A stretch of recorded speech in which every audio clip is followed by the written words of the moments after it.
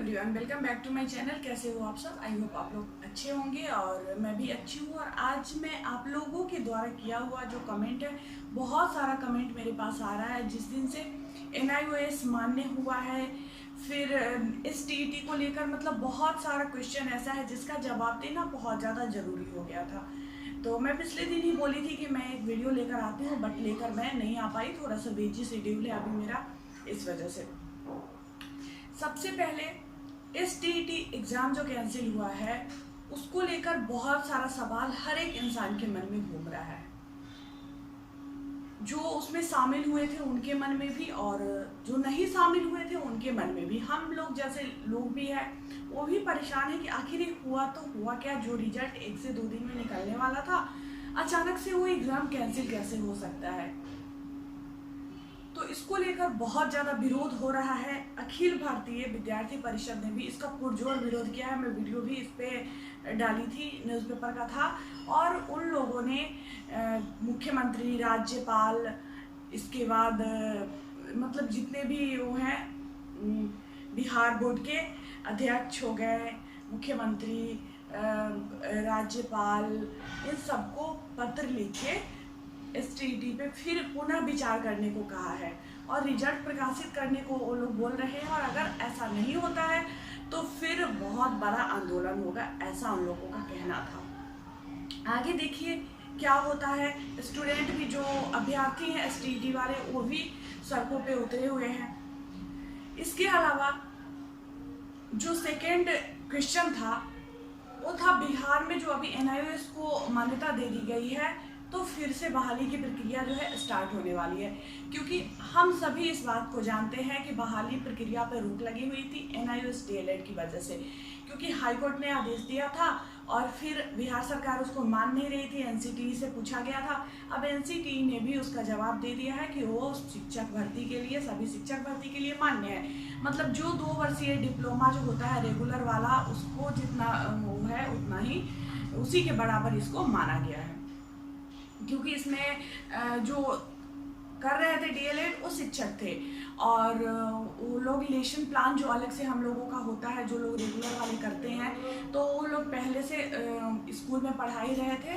तो इस वजह से 18 माह का ही उनका कोर्स था, और उसमें भी जो गाइडलाइन जारी हुआ था कि 31 तक वो कर लेना है। तो इस वजह से तो जब ये मान्य हुआ है तो शिक्षक बहाली शुरू होने वाली है। शिक्षक बहाली जैसे ही शुरू होने वाली है, बहुत सारा क्वेश्चन लोगों के मन में, अभ्यर्थियों के मन में फिर से घूमने लगा है। तो सबसे ज़्यादा जो कमेंट मेरे पास आ रहा है, वो आ रहा है कि NIOS जो शामिल हो जाएगा, उसके बाद जो कट ऑफ है वो बहुत हाई चला जाएगा, क्या हम लोगों का हो पाएगा या नहीं। इस तरह के बहुत सारे क्वेश्चन मेरे पास आते हैं। तो जहाँ तक NIOS के शामिल होने से कट ऑफ की बात है, तो थोड़ा सा हाई तो वो जाएगा ही, बिल्कुल जाएगा, क्योंकि नए लोग शामिल हो रहे हैं। और प्रक्रिया के बारे में भी कमेंट आते रहता है। बहुत सारे लोगों को लगता है कि सब कुछ फिर से करना होगा, हम लोग को भी फिर से फॉर्म डालना होगा, ऐसा अभ्यर्थियों को लगता है जो फॉर्म फिल कर चुके हैं।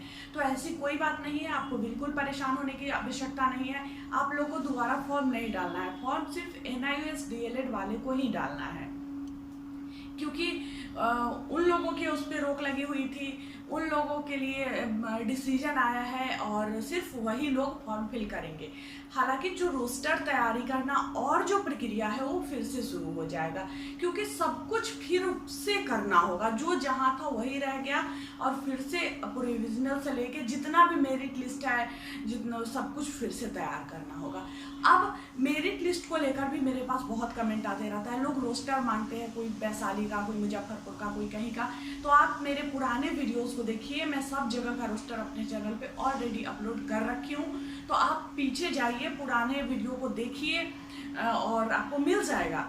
पुराने वीडियो पे जाइएगा, जैसे ही नीचे आपको बहुत सारा रोस्टर मिल जाएगा, मेरिट लिस्ट फाइनल से लेके प्रोविजनल तक। बहुत जगह का फाइनल भी आ गया था, तो फाइनल भी कुछ डाला हुआ है, और प्रोविजनल तो बहुत जगहों का डाला हुआ है। तो ओवरऑल बात कि आप लोगों को फिर से दोबारा फॉर्म भरने की आवश्यकता नहीं है, जो लोग पहले से भर दिए हैं उनको।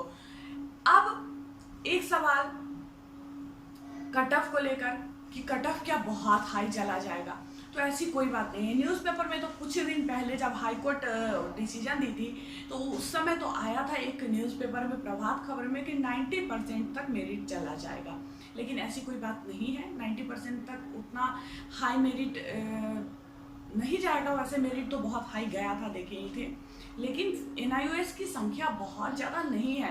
जो लोग NIOS के कारण परेशान हो रहे हैं बहुत ज़्यादा, उनको बहुत ज़्यादा परेशान होने की आवश्यकता नहीं है, क्योंकि सिर्फ NIOS DLED को नहीं शामिल कर रहा है। NIOS DLED के साथ साथ सीटेट या टेट पास होना भी जरूरी है, और सीटेट और टेट पास लोगों की संख्या बहुत कम है। और बिहार में जो सीट है शिक्षकों का वो बहुत ज़्यादा है, लाख के आसपास है।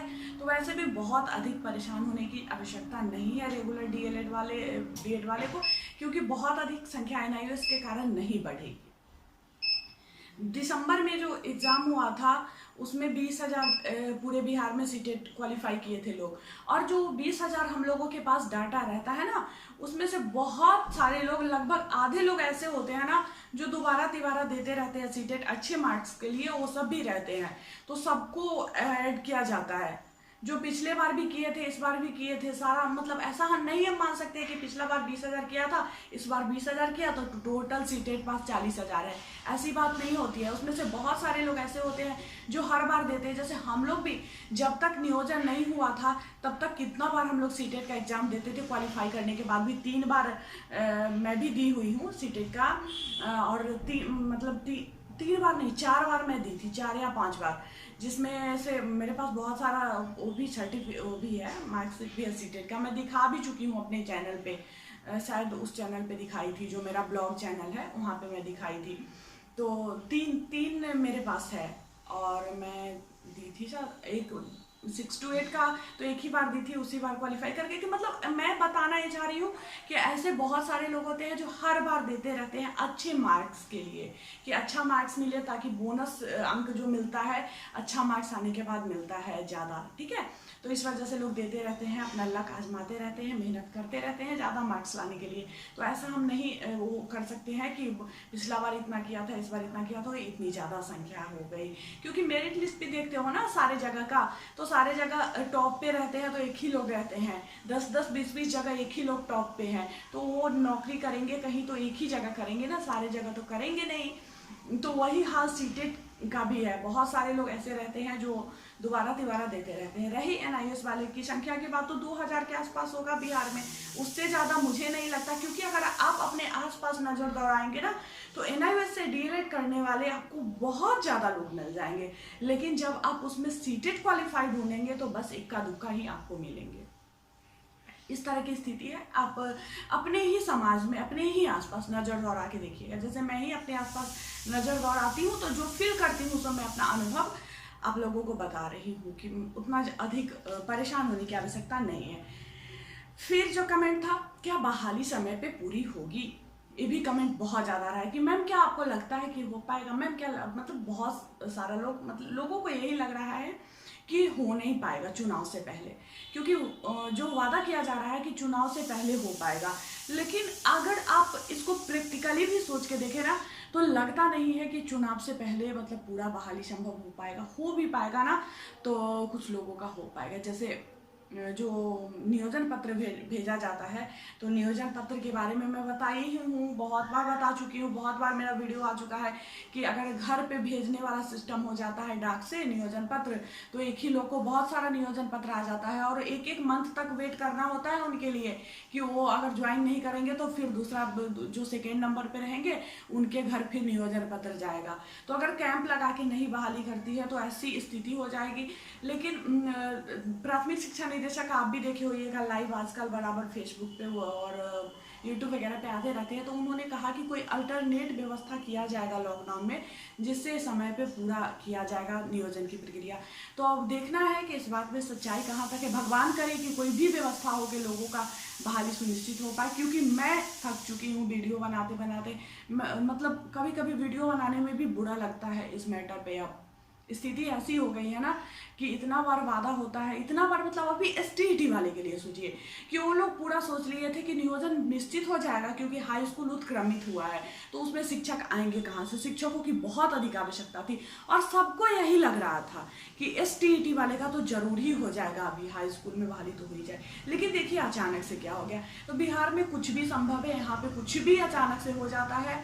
तो ये कहना कि हाँ बिल्कुल हो ही जाएगा मतलब बहुत जल्दीबाजी हो जाएगी। अगर मैं ऐसा कहूँ कि हाँ एकदम समय पे हो ही जाएगी बहाली पूरी, तो वो बहुत जल्दीबाजी हो जाएगी। खैर आगे देखना है कि आगे होता क्या है। इसके बाद नेक्स्ट NIOS की संख्या पे बात कर चुकी हूँ। हाँ, सबसे ज़्यादा जो मेरे पास सवाल आता है वो आता है क्या दिसंबर सीटेट वाले को नियोजन प्रक्रिया में शामिल किया जाएगा। तो इस पे अभी कुछ भी क्लियर नहीं हुआ है।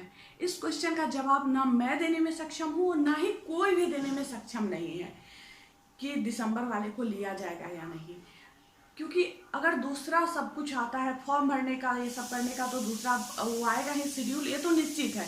लेकिन नोटिफिकेशन पहले आ चुका था तो ये सरकार के हाथ में है कि वो क्या करती है। ये मांग उठ रहा है, डिमांड उठ रहा है, बार बार जो दिसंबर सीटेट पास है वो कर रहे हैं, मांग इस चीज़ की कर रहे हैं, लेकिन गवर्नमेंट इस पर कोई निर्णय नहीं ले पाई है अभी तक।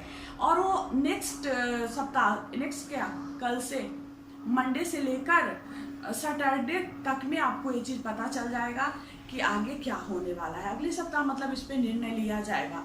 अभी तक निर्णय नहीं लिया गया है, लेकिन निर्णय लिया जाएगा। जैसे ही कोई भी अपडेट आएगा तो मैं तो आप लोगों को अपडेट करते ही रहती हूँ, आगे भी करते रहूँगी। इसके अलावा दिसंबर में सीटेट के बारे में मैं चर्चा कर रही थी तो 20,000 बिहार में पास किए थे, मैं बताई हूँ। तो ये सब चीज़ें हैं और मतलब जितना भी आप लोगों का इम्पोर्टेंट क्वेश्चन आ रहा था उसका मैं जवाब दे दी हूँ। लेकिन फिर भी बहुत सारे लोगों के जो मन में, जो नए लोग शामिल हो रहे हैं उनके मन में इस नियोजन को लेकर बहुत कुछ चल रहा होगा। तो आप इसी वीडियो के नीचे मुझसे कमेंट में पूछ सकते हैं, मैं उस पर वीडियो बना के पक्का आप लोगों को बताऊंगी कि कैसे क्या करना है।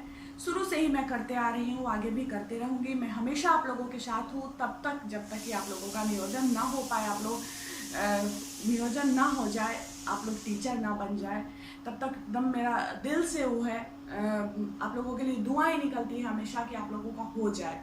इस तरह से जुड़ी हूँ आप लोगों से। तो जो भी कमेंट हो, जो भी मन में क्वेश्चन हो वो कमेंट में बताएं, मैं उस पर वीडियो लेकर आऊँगी। तो फिर मिलती हूँ आप लोगों से नेक्स्ट वीडियो में।